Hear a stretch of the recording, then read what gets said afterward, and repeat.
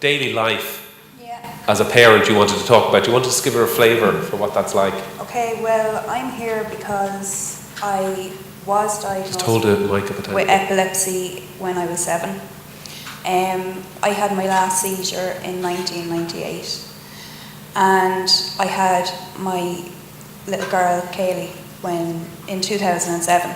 I requested to come off my medication because I had been seizure-free for so long, and my GP said no, it'd be worse for me to come off it than it would for me to stay on it.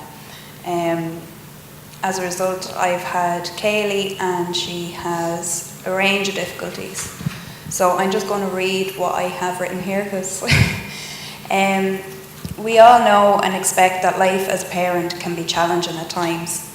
But life as a single parent to a child with special needs is even more challenging, as it is compounded by so many other things, i.e. appointments, extra care needs of the child, and endless battles for services and payments and school places. I can't speak for anyone else on the panel, but a lot of the time I feel like I'm not living but just existing. Last year I had to give up my job, which I had studied 5 years for in order to be my daughter's advocate and full-time carer.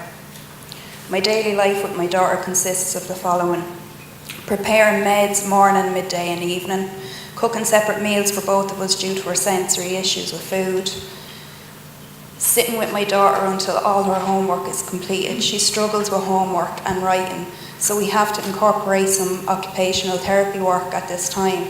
She is also dyslexic, which hinders her spelling. She has daily physio due to flat feet and a strange gait and posture, which was illustrated in the pictures earlier on. On bad days, she requires relaxation, which consists of me playing music on my phone and me using massage techniques. Every day I have to record daily fluid and fibre intake along with stool types due to her bowel issues. My daughter also sleeps with me every night due to anxiety at night time. And I also help my daughter with all her personal care, including showering and incontinence issues. Thanks for that. Nikki, what's the situation about therapy for Kaylee? She did go to speech therapy when she first started school, but it was only kind of assessment, and I had to do all the therapy work with her at home. They would send me packs every couple of months, and her speech has improved, but she has receptive language skills and poor skills. She doesn't understand a lot of what is being said to her a lot of the time, especially when she's agitated, and it's quite hard to... Sorry, you may have said this. What age is Kaylee? She's 11, She's sorry. 11 now. Yeah. She had a year of play therapy up until last summer. And I have to kind of say that she's 11, she didn't get diagnosed with anything until she was 9. I was going to my GP with different issues, and he didn't really listen or take note or point me in any direction of anywhere to go.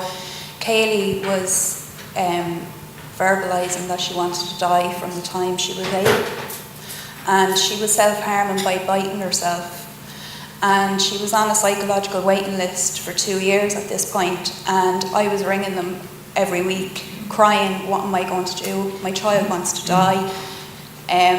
So I went to the GP, and they wrote me a letter to go to A&E with her, and I have to say, I know not everyone has had the same help as I have, but I feel actually very lucky, because when I brought her to A&E, she got blood tests done, she got genetics done there and then, because I had brought up the fact that I had heard about a study going on in France at the time with regards to Epilim, and the doctor done a genetics test there, and from that point she has had her autism assessment, which she was diagnosed with autism.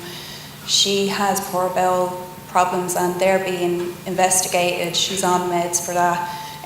She got the play therapy on the back of all of this. I managed to change her school to an autism unit on the back of this. So I have to say that I have been very, very lucky that I've been able to help Kaylee within the last 2 years.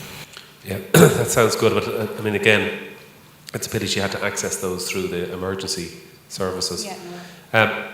Joe Cozens, you're the Karen's equivalent in the OACS in the UK. That's right, yeah. Is the experience similar or is it different? Or to be honest with you, from what I've heard today and from what we've experienced in the UK, it's very similar. It's a postcode lottery.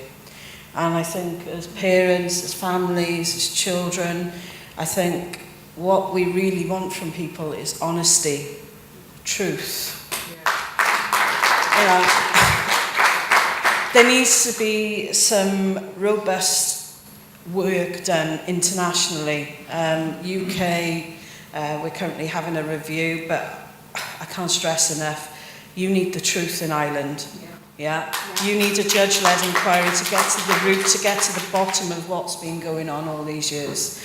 Our children, we need valproate passports. As soon as you have a child born with from you taking valproate, then it needs to be a passport that follows that child through to adulthood. My son is 19 now, and he demonstrated from sort of nursery age issues of developmental delay. So from the age of 4, he was statemented in school as didn't know quite what was wrong with him. But there's no registry. You know, there's nothing here at the minute to follow these kids. We all know, we've heard all these experts talking today. They've known for years. And really, from my perspective, the UK should never have licensed the drug after what was coming out of France at the time of licensing. So I really think that you should take the opportunity, lead by example, be the head of Europe, go and do something for your families and your children. Find the lost children of Valproate, put them on a passport system where they get their education, they get their health care, they get everything that they need, because when I die, I want to know that my son is going to be looked after properly for the rest of his life. He's had his life taken away from him. And so a lot of these families, these children cope with what they got. It's their normal, but it shouldn't be their normal. Okay, thank you.